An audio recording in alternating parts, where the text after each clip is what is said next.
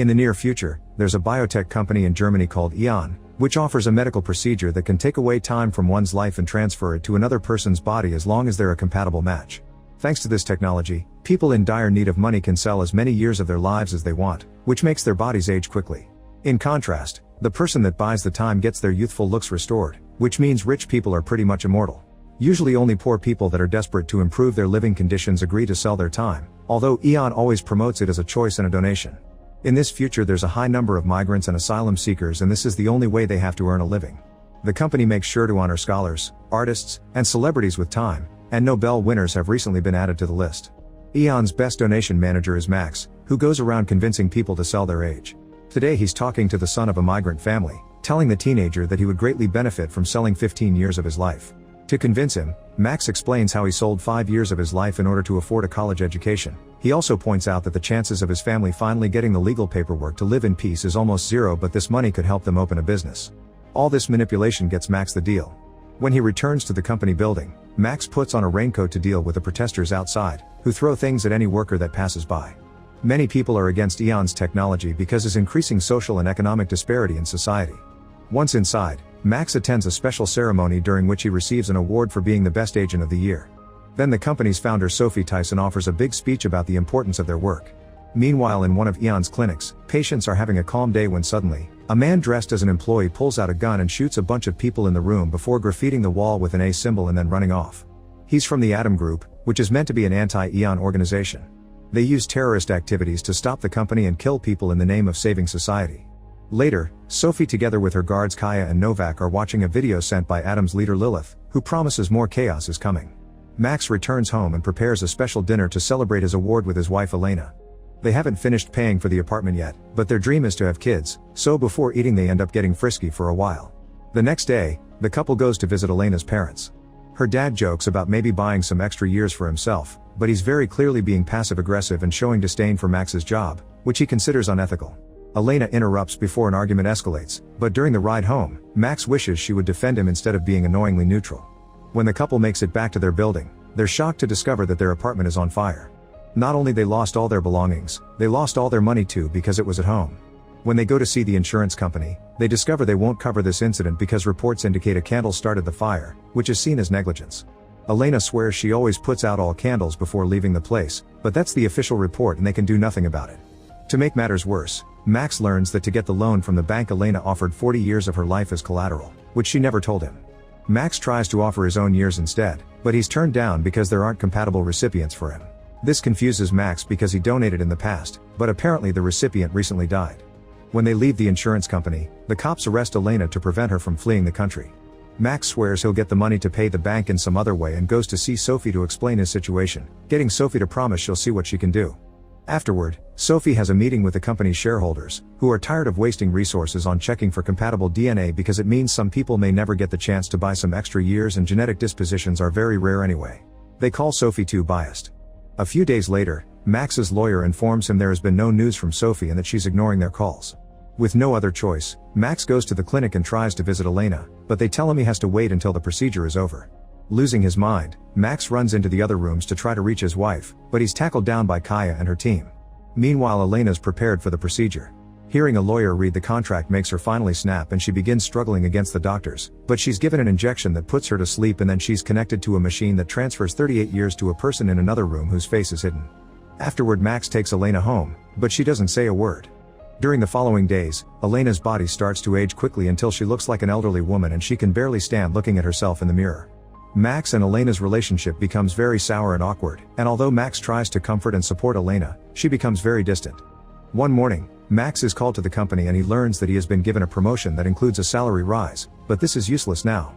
Furious, Max runs to try to talk to Sophie, but Kaya stops him from getting too close. Sophie ignores him and gets in her car, although Max notices she's starting to look younger.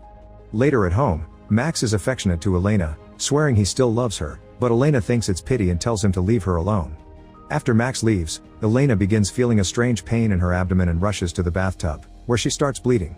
Meanwhile, Max goes for a walk and to have a beer at the park, where he's approached by a girl selling illegal uppers.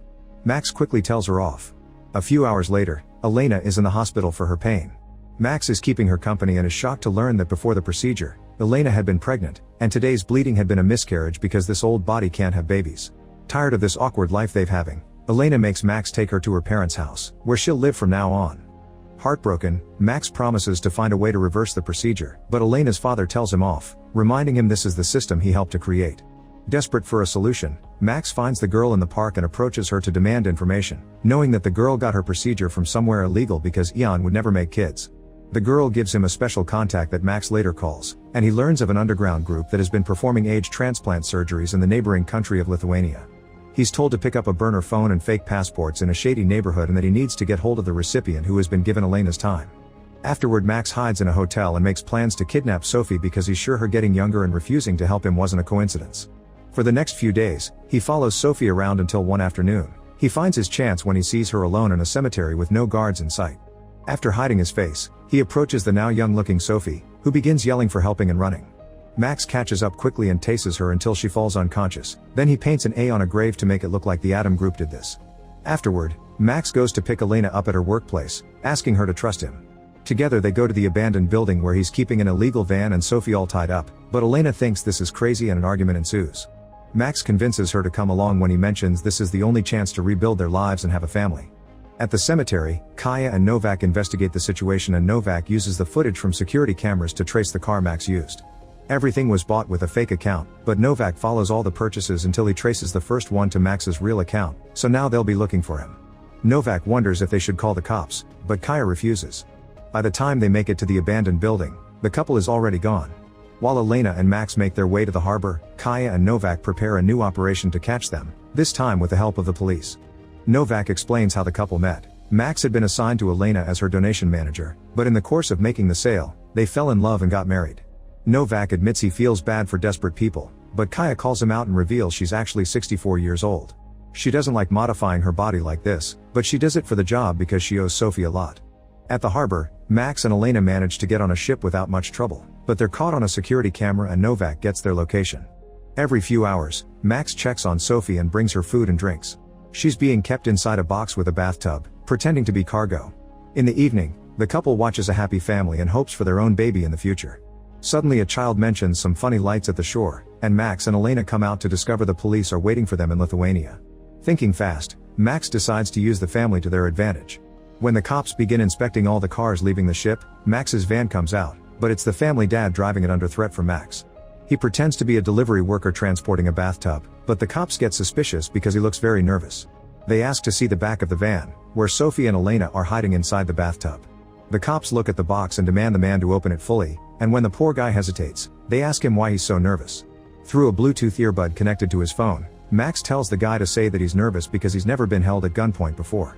The leader of the operation notices his officer isn't handling his weapon well and lets the driver go to avoid being called out for misconduct. Then the wife arrives in her car with her baby, while Max is hidden in the back with the kid held at gunpoint. The cops see nothing wrong with her and let her pass. Both vehicles stop by the road later and the family reunites, but before letting them go, Max destroys their phones and shoots one of their car's tires. Seeing the baby cry, Elena feels guilty. Then the couple leaves in the van with Sophie still tied in the bathtub. A few hours later, they stop in the middle of the road so Sophie can empty her pee bucket, but now that she can talk she explains she isn't Sophie, she's her daughter Marie, they just happen to look a lot alike now that her mother went through the procedure. Max doesn't believe her and searches the information on the internet, which says Sophie only had one daughter that died ages ago and whose grave she was visiting in the cemetery. Marie explains that precisely to avoid press attention she was kept out of the spotlight, but Max doesn't believe her and takes her back to the tub. However, Elena is starting to have doubts. Eventually they find an abandoned hotel and decide to spend the night there. Marie is allowed to be out and she insists she isn't Sophie, explaining she actually hates her mother's work because it's unethical and that she's on the couple's side. Elena begins arguing with Max, who still doesn't believe her, and he points out that even if the story is true, Marie should still be a match for Elena because it's the same DNA as her mother. Elena is horrified by Max wanting to use a child and leaves the room. Marie asks for a shower, so Max takes her to the bathroom.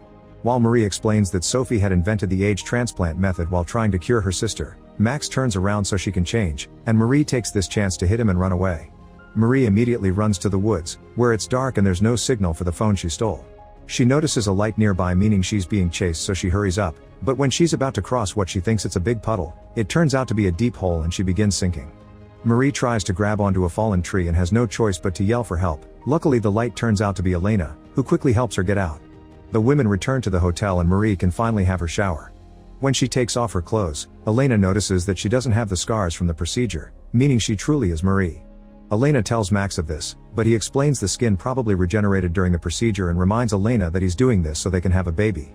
He tells Elena she deserves better and kisses her, which then escalates into getting frisky while a tied-up Marie can hear them from the tub. Meanwhile, Novak tells Kaya that he's found the location of the couple and they get ready to go after them. A few hours later, Elena and Max are suddenly woken up by a few men pointing guns at them. It's the Atom Group, who take away Max's gun before Lilith reveals herself. She confirms the girl is Marie and not Sophie and then takes the trio to an abandoned building where she reveals the whole truth. Sophie had been looking for an age donor for her personal use, and that person happened to be Elena. The company had sent Max because he was their best donation manager, but instead of making Elena donate, the two fell in love with each other and eventually got married. When Sophie needed the donation, she burned down their apartment on purpose and had Max's match killed to prevent him from donating some of his years. When Max accuses Lilith of being a murderer, Lilith gives Elena a gun with only one bullet, telling her to kill Marie or end things for herself. Elena doesn't dare to do either and drops the gun, causing Lilith to point out everyone is a pacifist when they're forced to take lives themselves, but they have no problem allowing doctors to do the same on their behalf. At that moment, Max's burner phone receives the location of the illegal clinic, which will be valid for 6 hours. If they don't want to miss the appointment, the couple will have to help Lilith kill Sophie. When Kaya surrounds the building with her team, Max comes out, pretending Adam isn't with them. He tells the team that only Sophie is allowed inside, and that if anyone else tries to enter the building, Elena will shoot Marie. A young-looking Sophie shows up and accepts the terms, but before she can enter, Kaya wonders how Max knew Sophie was with them. She realizes this is a trap, and suddenly, Novak takes out his gun and shoots Sophie, knocking her out. Kaya immediately kills Novak, and from inside the building, the Atom Group opens fire against Sophie's team. Max rushes back into the hotel, only to fall when something explodes near him. After dodging a few guards, he's grabbed by a rebel, but after exchanging a few hits he manages to knock him out. Then Max grabs Elena and Marie and drags them to the garage to escape. While Max tries to start the car, Marie reveals she took a gun and tries to shoot Elena, but it has no bullets. Elena is disappointed that Marie would kill her after she refused to shoot her, so she grabs Marie and hits her head against the car until she falls unconscious. Then the trio escapes in the car while Kaya checks Novak's phone and discovers he's been in contact with the rebels because he's been part of the Atom Group all along. A few hours later, Max confesses he doesn't want to do anything to Marie because he doesn't want to become like Lilith. However, Elena has had enough and kicks Max out of the car by threatening to end things for herself. After Max leaves, Elena drives all the way to the illegal clinic, where Marie is dragged against her will and the procedure gets done. Meanwhile, Max wanders around, and when he sees a bus full of immigrants, he follows it to join a refugee camp.